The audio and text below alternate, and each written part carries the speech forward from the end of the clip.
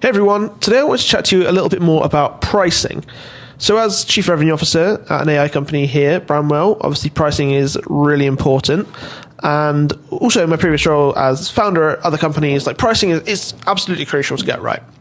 So I'm going to talk about a couple of different pricing strategies, things like anchor pricing, decoy pricing, and other ones in there that you can use. Go through kind of what they mean, some good examples of them, and also just discuss first on like why pricing is so important. So one place to look is, this is a great site called SaaSlandingpage.com. It shows you all sorts of different SaaS landing pages really quickly. There's a lot of different pricing pages. You can just kind of go through, look at their design, how people are structuring it, what they're offering. It's a really cool way to kind of get a view of a cross-slice of the market really quickly. But obviously that doesn't tell you who's successful and who isn't. It's just what looks nice. But that's something to look at, and we'll discuss that in a second. But why is pricing so important? Well, there's common errors that happen all the time. People underprice, and this applies whether you're a SaaS, whether you're a service, whatever you are.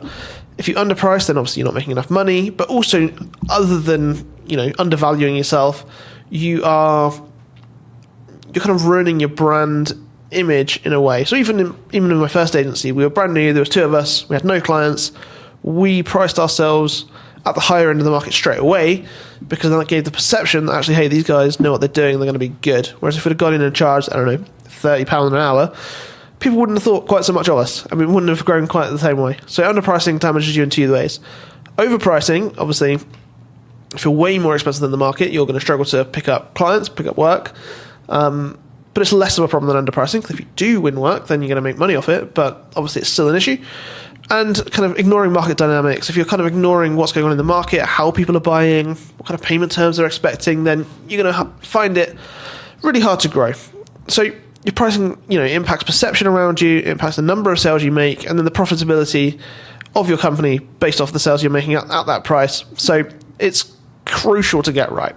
And as I say, we've tested it a lot. We've tested having transparent pricing. We've tested having pricing later on through the onboarding flow. We've tested having pricing on a free trial, on a paid trial, on no trial at all. We've tried all sorts of things to get the data for what does and doesn't work for us, and it's different for every company, ultimately. I want to show you a couple of good examples of people who I think are doing it well. So obviously there's our pricing, which is usage-based pricing. So it's $249 a month after a 7-day free trial, and then you pay for the number of websites you have, the number of users you have, and you can add on things like posts, etc. So it's fully usage-based with a base plan. Really simple. And that works really well for us right now. And that's one thing that you can do if your company is set up in the right way. Other good examples, I'm going to show you a good example of decoy pricing. So decoy pricing is where you have a kind of less attractive option. The customers are not going to buy, but it makes the other options look more palatable. It makes them look a lot more friendly. So I don't know who this company are. I just found them on SaaS landing pages, but these guys seem to be doing it pretty well. One, I like this effect. But two, this platinum plan here, $750 a month, is so much higher than all the other plans. You can start at $15 a month. So I'm guessing, unless you're already a customer or you're very comfortable with this, not many people are going to jump straight into $750 a month. As I say, I'm not entirely sure what they do. But this very much feels like decoy pricing to me. This is giving that as a, oh no, I don't want that. But that makes these look a lot more palatable. So these obviously look very cheap in comparison, whereas this plan, which is obviously the one they want you to buy based on that fold out, looks a lot more reasonable. I can't tell you if it is because I don't know what it does, but it just looks instantly like, okay, I like this. This looks like the plan for me. It's in the middle. It's, I've had this to kind of put me off that one. This just kind of telling me it's not going to do what I want it to do. So yeah, that is a good example of decoy pricing.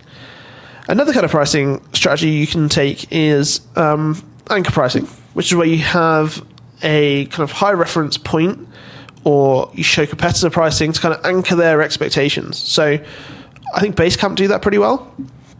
So Basecamp's obviously a big task management, project management solution, and the way they do it is they add up all the competitors they think you'd need to buy and anchor your pricing there. So your expectation is, okay, it's going to be $634 a month. That's what kind of the market says. And there's a $299. So they're kind of setting your expectation and then beating it. And that's kind of a really good way of doing it. Psychologically, that just helps you justify a purchase. It makes you feel a lot better about a deal. And you can do that. You don't have to show competitors. You can do it in a number of ways. You can do it, again, through a pricing table. You can do it through having like previously priced at this, now it's this, so people can see the difference. And Amazon obviously do this really well. If you go through their listings, you'll see tons of them who kind of do it on their listing or in the search results as well. So they're both really good examples to look at of what decoy and what anchor pricing look like. I mean, there's tons of different pricing strategies and things you can think about, from things like it depends what you sell, whether you're going to have a bundled price, whether you have dynamic pricing. I always find HubSpot's pricing quite interesting. If I go to that, excuse me. So they obviously have multiple suites, and you add it all together and create your own custom bundle. But I would say they obviously make a lot of money. It obviously works for them, but it does get quite complicated trying to just figure out what you are going to pay.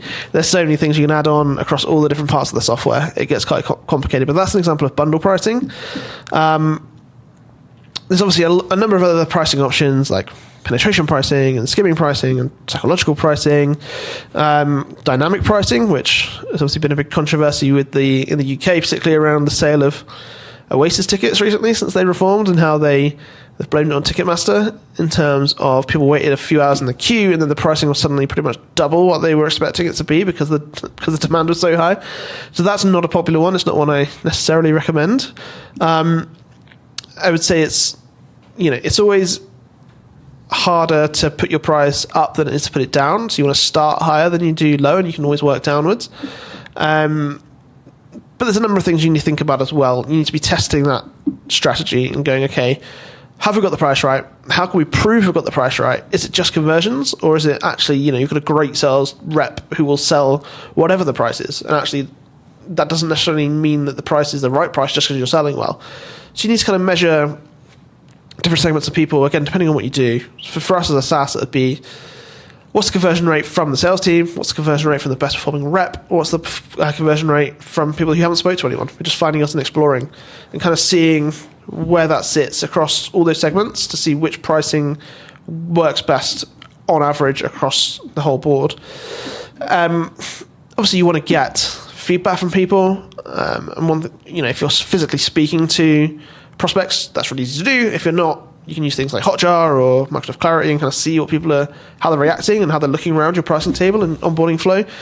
One thing I like to ask at the end of a sales call, if we are speaking to someone, is, is there anything we showed you today or anything in our pricing that would potentially hold this deal up?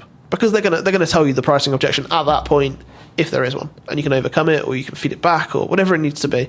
You can learn. That's the main thing. Other things to think about. Things like limited time offers or exclusive discounts or scarcity. Obviously, you want to be transparent. You want to be doing that with integrity. You don't want to be just making that up. But it is really powerful if you can say, actually, this price is just for the next 20 customers. It's available until Friday. Or, we've got a new launch coming up, new features. Our prices are going to change at the end of the month. Obviously, every sales rep does it. So I've bought a tool recently, and I'm constantly being told by a rep that there's a deal that I can have. It's only for the next 2 days. And I know I'm in no rush. So I'm like, I'll speak to you in 3 days. And the deal's back on. So, it doesn't work if it's like that. But if it's a genuine deal and a genuine timeline that's transparent, then it does work. So it's just getting that balance right as well. But yeah, I would recommend looking at more than just your conversion rate, looking at more than just what others are doing, and really thinking about what's going to give you the best perception in terms of your pricing. What price makes you the right position in the market? Don't just go to the top if your product's the worst, because it has to be a fit. It has to be, if you've got a premium product, you need to price it in a premium way. Because if you're not aligned, if you've got a premium product that's priced at the bottom end, people will think there's something wrong with it and assume it's not premium, and vice versa. So you need to get it right with where you're at. But as I say, it's always easier to go down than it is to go up without causing an uproar. So start high, move it down after testing if you need to, and start there. But yeah, that's my thoughts on pricing. Happy to chat about pricing anytime. We've got a lot of data on it here, done a lot of testing, so always happy to chat. Thanks.